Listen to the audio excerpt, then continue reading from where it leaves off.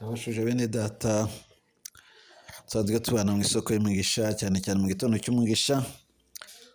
Tunejejwe cyane no kongera kubana kuri uyu munsi wa mbere w'icyumweru, ariko kandi ukaba ari n'umunsi wa 15 w'amasengesho yacu. Twatangiye ku itariki 3 z'uku kwezi kwa 11 kandi tukaba tuzayarangiza ku itariki 23 z'uku kwezi, n'ubundi azaba amaze iminsi 21. Uyu munsi ni wa 15 w'amasengesho, aho twatangiye gusengera kino cyumweru cya gatatu, tuvuga ngo gusenga guhindura amateka y'igihugu ndetse n'itorero. Ni ukuvuga ngo kino cyumweru ni icyo gusengera igihugu n'itorero, ariko n'isi yose muri rusange. Haleluya. Uyu munsi rero turasenga dusengera igihugu.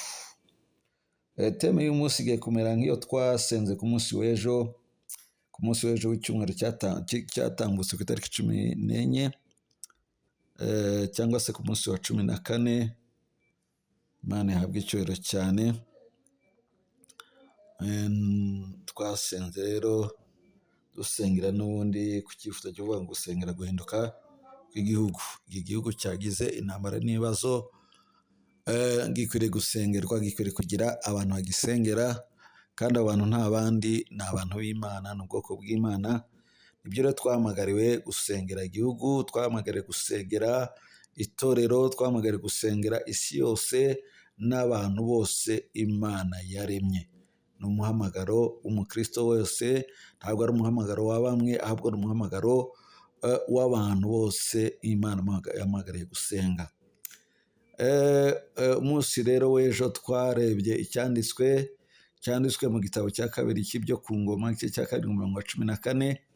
Uyu munsi n'ubundi n'ayo magambo dusa naho dusubiramo, kuko ni isengesho rimwe n'ubundi Imana yategetse Salomo amaze kugira gute, amaze kubaka inzu yitiriwe izina ry'Imana. Amubwira yuko aho hantu hazajya hasengerwa, Imana ikumva abasengeye bose, kandi yuko izajya yumva gusenga kwabo igakiza igihugu mu gihe cyazaba cyatewe n'ibibazo ibyo ari byo byose. Turasoma rero duhere ku murongo wa 12, none tumanuke tugere ku murongo wa 15.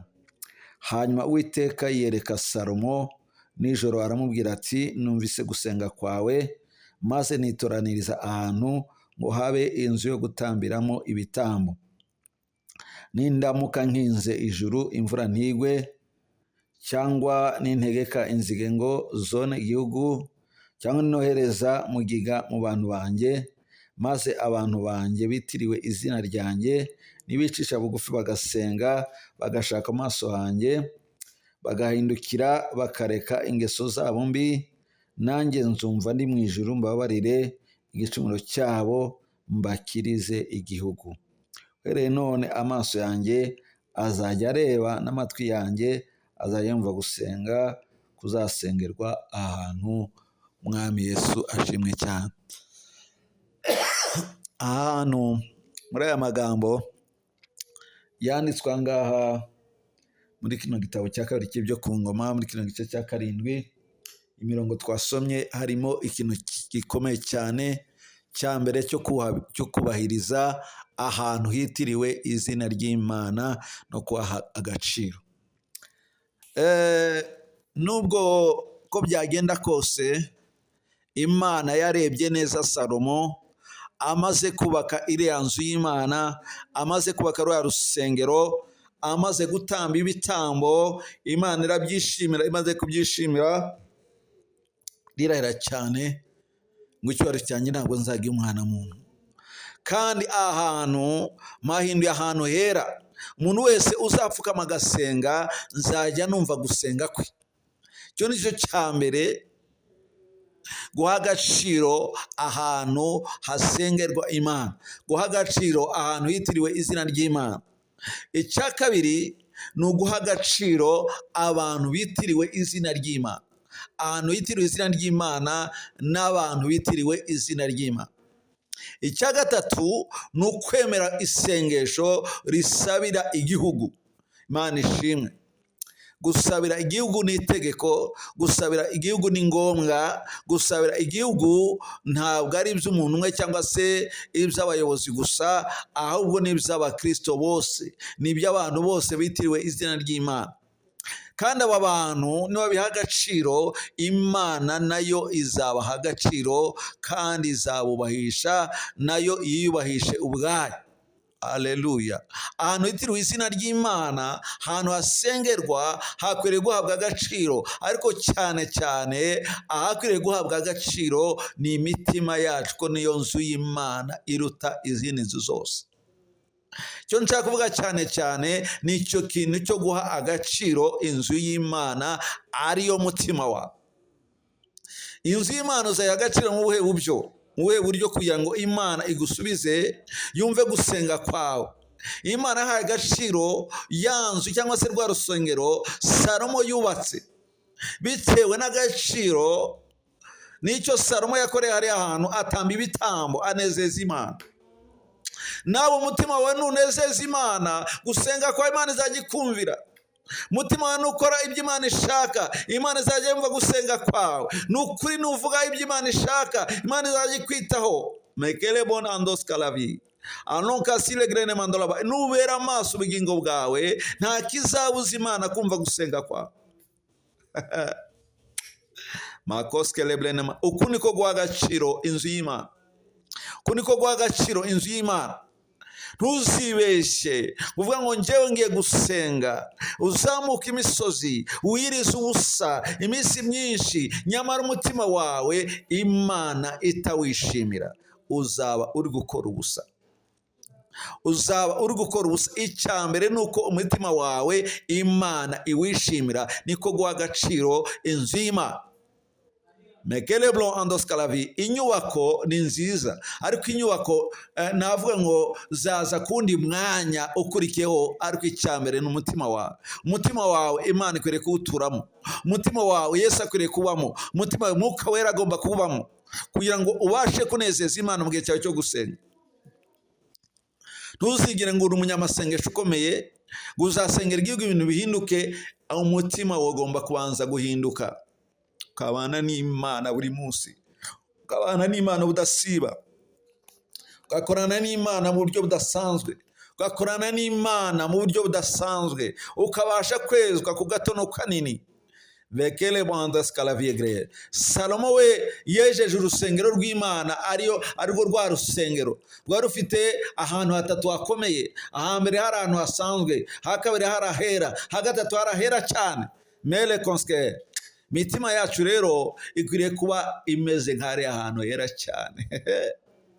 Amo kaligre ne mando deskalaviegre. Mekele bon andoska. Masokere bo andoska laviegre. Emele gonske. Igomba kubanza kujugunya ibintu bidafite umumaro.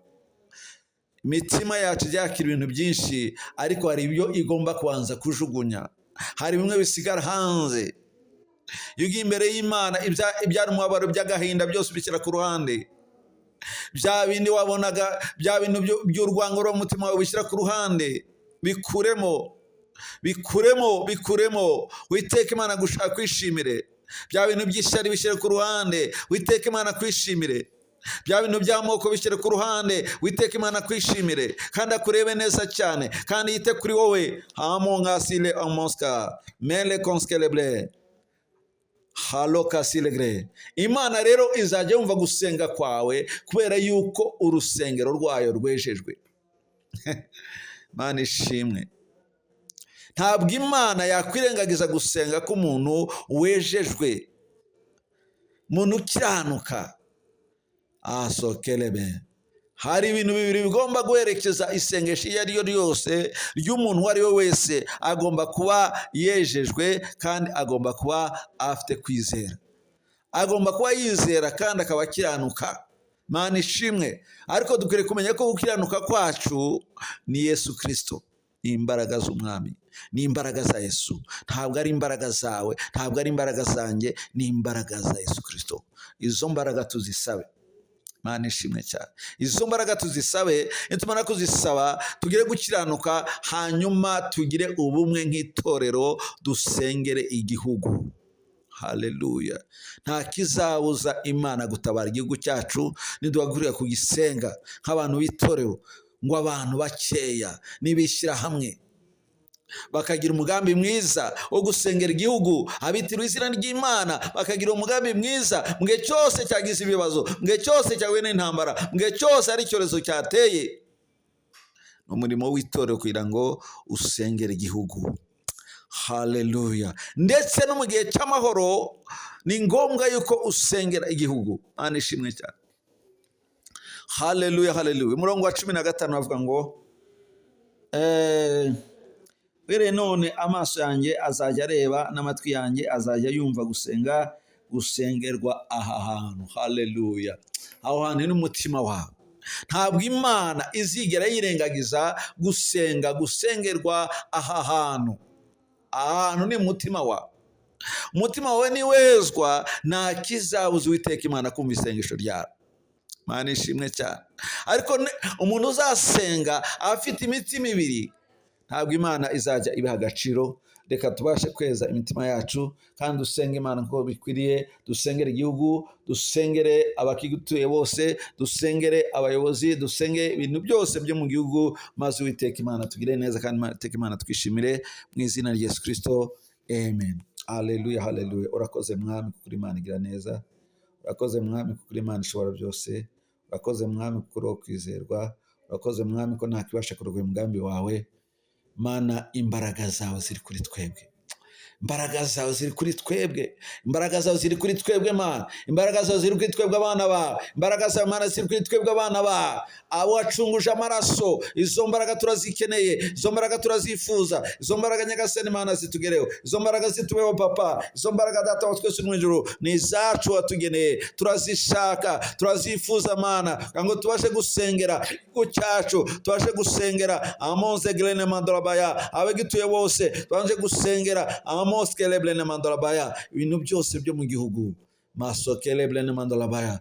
Nyagasani Mana, urukundo rwo gukunda abantu bose no gukunda igihugu no kugisengera. Maso keleble, dushyire hamwe dukora ibyo ushaka n'ibyo ushima.